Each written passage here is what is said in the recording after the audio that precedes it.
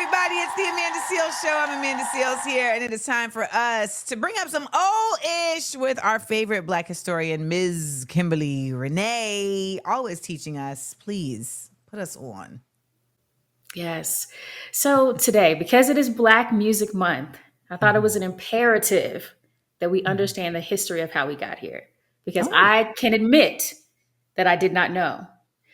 And honestly, if you were to go to the interwebs right now and Google how Black Music Month got started, if you find the wrong website, you might think it was because of President Jimmy Carter. But it was not. Okay. So we're going to talk about that today. So, and that's no shade to Jimmy Carter. You know, he seemed like a nice man who liked peanuts and stuff. But that would be akin to saying that like Juneteenth, we got Juneteenth because of Joe Biden. So let's set the record straight. So Black Music Month was started by Black people, of course. These Black people formed an organization called the Black Music Association. That organization no longer exists. But Kenny Gamble of Gamble and Huff, it was one of the founders of that organization. And for those who don't know, again, Philly duo, he and Mr. Huff wrote and produced nearly 200 gold and platinum records. Most of them well before my time, like the OJ's, Backstabbers, that album. They're also their family reunion album, the Jacksons, that album called The Jacksons. And then, of course, Teddy's album, Teddy Pendergrass's album called Teddy, where, you know, turn off the lights. That song was on there. Now, reportedly, Kenny Gamble, he saw the impact of the Country Music Association's Country Music Month and was like, we need that for us. So he got together with Leon Huff, Chicago DJ Ed Wright, and others, and they co-founded this association. And also with them was Deanna Williams. Now, those within the industry know Deanna. They know Deanna, but people outside may not know Deanna. So for those outside of the industry, let me tell you a little bit about her. So at the time, she was married to Kenny. And she kind of worked as their media strategist. And so Deanna is a radio and music industry legend, journalist, community activist, the CEO of Influencer Entertainment, and she also co-founded the International Association of African American Music Foundation. Now, collectively, they petitioned President Carter for Black Music Month. And he did it. He was okay, cool, let's do something. And so June 7th, 1979, he hosted the first ever Black Music Month celebration on the White House lawn. And this was the first time that we got to see Black music in this light in that year. This is the first time that, before they may had somebody come in for like a little dinner or whatever, but this was the first time it was a major celebration. Okay. But Carter did not sign a presidential proclamation at the time. So that was the first and the last for a while before we would see anything else with Black Music Month on a grand scale. So when Clinton got in office, Deanna approached the administration and she was like, so can we host an event again? And the administration was like, yeah, but you don't have a proclamation. So you need to get some legislation passed.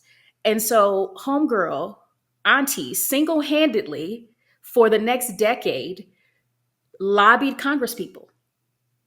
And so she went office to office in Capitol Hill explaining the importance of Black music and Black Music Month and that it needed to be acknowledged by Congress. And so she drafted what eventually became House Resolution 509, which was passed in 2000. And it became better known as the African American Music Bill. And it included language that June would be Black Music Month. So we need to give a big hand clap and a thank you to Deanna for that work. So that's how we got here. President Obama in 2016, he wrote a proclamation and he donned it African American Music Appreciation Month. And then in 2023, President Biden gave it a new name. He was like, let's just call it Black Music Month. And that's how we got here. President Biden named it Black Music Month?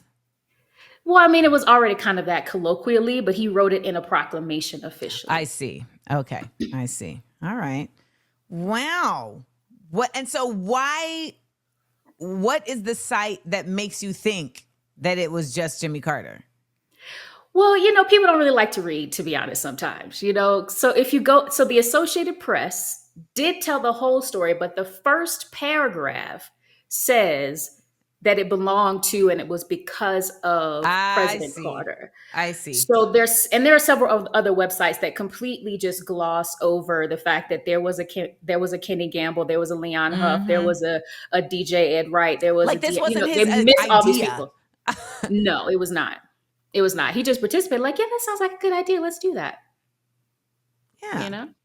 Well, we love it, and we love Deanna Williams, and she always shows me so much love. So I really do appreciate that, and I realize in this moment that I need to, like you said, every time I need to slow clap. Yes, Yes. sister. Yes, and of course, Philly. We on the air in Philly, so there's some Philly history for all of our people in the city of brotherly love. See what happens when we bring up old ish. It's good. It could be good. It could be positive. It's rare. It's rare. Well, thank you, Kimberly. Where can folks get more Kimberly Renee in their life so that they can keep knowing the stuff they need to know? For sure. You can connect with me on Instagram, TikTok, and Threads at It's Kimberly Renee, or my website, KimberlyRenee.com. There y'all have it. We'll be right back to keep on listening, laughing, and learning at the Amanda Seales Show.